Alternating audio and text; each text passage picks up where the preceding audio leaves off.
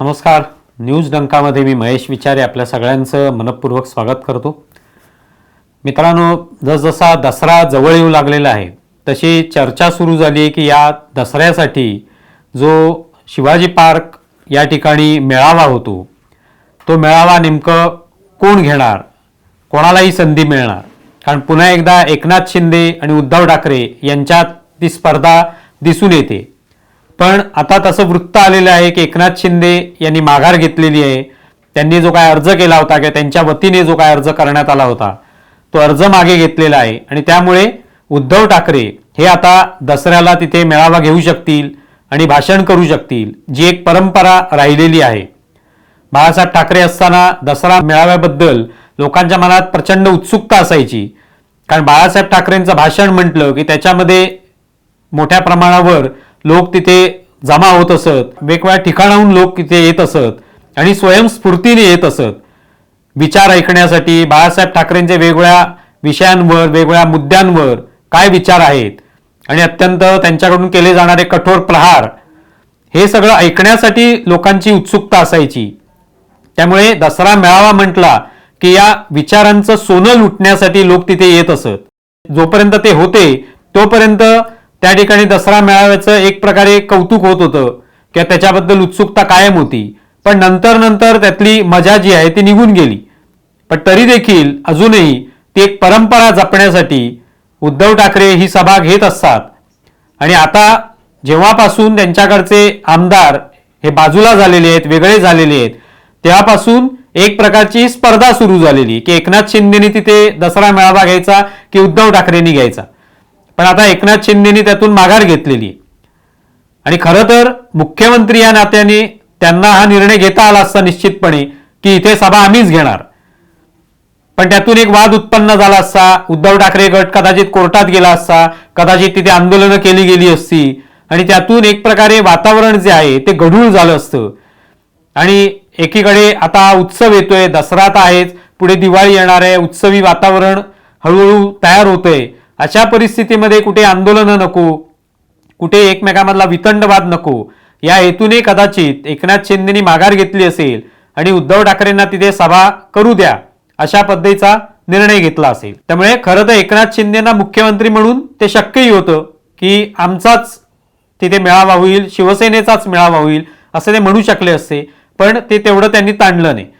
आता मूळ प्रश्न आहे या मेळाव्यामध्ये, जसं बाळासाहेब ठाकरे असताना त्यांचे एक विचार त्या ठिकाणी ऐकायला मिळायचे, हिंदुत्वाचे विचार असतील, मराठी माणसाबद्दलचे विचार असतील, महाराष्ट्राबद्दलचे त्यांच्या डोक्यात असलेल्या कल्पना असतील, याविषयी लोक ऐकायला उत्सुक असायचे. तसं मात्र आता उद्धव ठाकरे बोलताना दिसत नाहीत.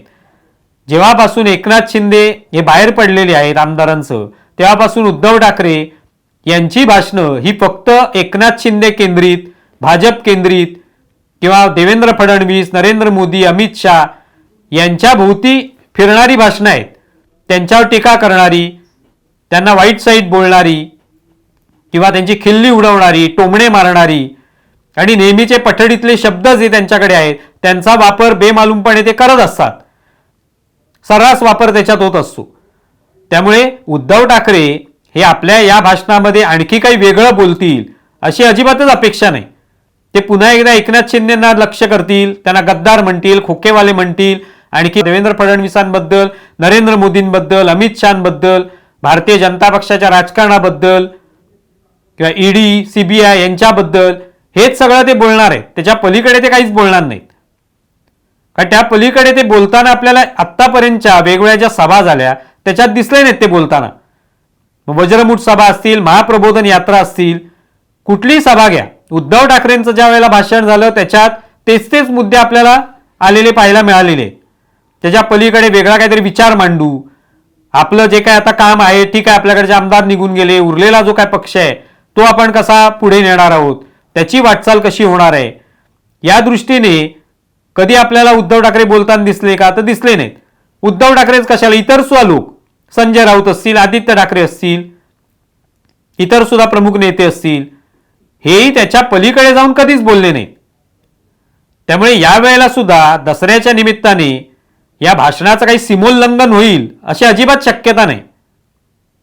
कदाचित झालंच सीमोल्लंघन तर भाषेच्या बाबतीत होऊ शकतं ते म्हणजे ही भाषा जी आहे ती अधिक वाईट साईट पद्धतीने मांडली जाऊ शकते, अधिक खालचा स्तर गाठू शकते ही भाषा, आणि त्या माध्यमातून सीमोल्लंघन होईल. पण विचारांच्या बाबतीत किंवा जे काही भाषणामध्ये ते मांडतायत त्या बाबतीत मात्र सीमोल्लंघन होईल अशी अजिबात शक्यता नाही. त्यातून काही नवीन आपल्या हाती लागेल, उद्धव ठाकरे काहीतरी वेगळं मांडतील अशी शक्यता अजिबात दिसत नाहीये. कारण आता निवडणुका जवळ येऊ लागलेल्या आहेत, काही महिने निवडणुकांसाठी आहेत, निवडणुका घोषित होण्यासाठी निदान त्याची तयारी सगळीकडे सुरू झाली आहे. तर आपला पक्ष कशी तयारी करणार आहे, आपला पक्ष किती मुंबईमध्ये जागा मिळू शकेल, महाराष्ट्रात किती जागा मिळू शकेल, कशी आपली तयारी असेल, आपण कोणत्या मुद्द्यांवर भर देणार आहोत, हे सगळं काय त्या भाषणामध्ये ऐकायला मिळेल याची अजिबात शक्यता नाही.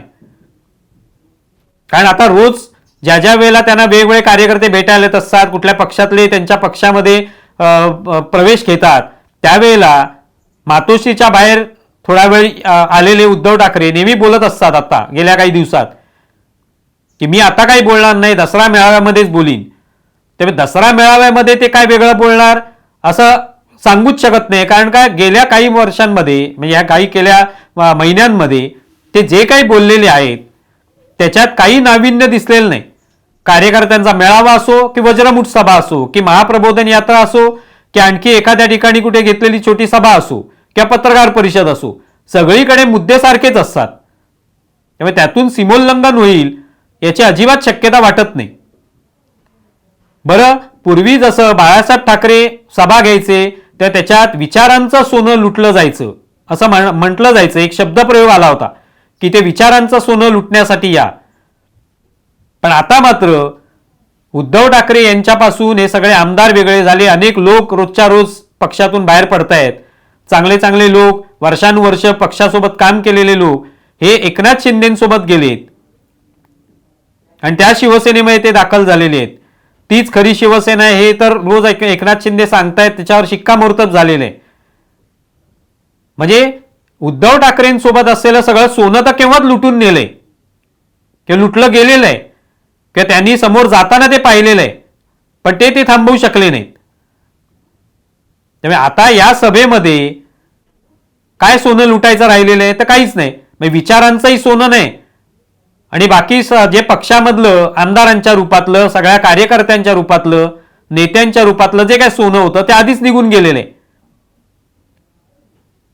त्यामुळे हा दसरा मेळावा हा फक्त उद्धव ठाकरे हे टीका करण्यापुरते, एकनाथ शिंदे, देवेंद्र फडणवीस या आपल्या विरोधी पक्षांवर टीका करण्यापुरतेच बोलणार आहेत हेच त्याच्यात दिसून येणार आहे. आता जो इस्रायल आणि हमासचा जो वाद चालू आहे, जो संघर्ष चालू आहे, युद्धसदृश्य परिस्थिती आहे, त्याविषयी बोलतील का उद्धव ठाकरे? आणखी एखादा क्रांतिकारी विचार मांडतील का किंवा हिंदुत्ववादी विचार मांडतील का, प्रखर हिंदुत्ववादी? याविषयी लोकांच्या मनात उत्सुकता आहे. एकीकडे काँग्रेसने भूमिका घेतली की त्यांचा पॅलेस्टाईनला पाठिंबा आहे, इस्रायलला पाठिंबा देत नाहीयेत ते. मग त्याच्या विरोधातली भूमिका उद्धव ठाकरे घेऊ शकणार आहेत का आता, की आमचा दहशतवादाला विरोध आहे, कोणत्याही प्रकारचा दहशतवाद असो, इस्लामी दहशतवाद असो की हमासचा दहशतवाद असो, अर्थात तोही इस्लामिक दहशतवाद आहे, पण कोणत्याही प्रकारचा दहशतवाद असेल तरी आमचा त्याला कठोर विरोध असेल, अशी भूमिका ते घेतील का? तर खऱ्या अर्थाने सोनं लुटल्यासारखं वाटेल. पण ती भूमिका ते घेणार नाहीत. सावरकरांबद्दल बोलतील का, कसे आपण सावरकरांचे समर्थक आहोत, जे सावरकरांचा विरोध करतील किंवा त्यांच्याबद्दल वाईट साईट बोलतील त्यांच्या विरोधात आम्ही राहू, हे ते विचार मांडतील का? तर खऱ्या अर्थाने त्या दसरा मेळाव्याला अर्थ राहील. पण तशी उद्धव ठाकरेंकडून अपेक्षा आपण करू शकत नाही. त्यामुळे आम्ही मैदान घेतलं, आता आम्हाला मेळावा करायचा आहे, जी आमची परंपरा आहे ती आम्ही राखणार आहोत, हे म्हणायला ठीक आहे, पण त्याच्यात प्रत्यक्ष लोकांना काय ऐकायला मिळणार आहे, लोक तिथे काय नेमका विचार घेऊन जाणार आहेत, हा मात्र प्रश्नच आहे. तुम्हाला या संदर्भात काय वाटतंय जरूर कळवा. आमचा व्हिडिओ जास्तीत जास्त लाईक करा, शेअर करा आणि आमचे यूट्यूब चॅनल सबस्क्राईब करा. धन्यवाद.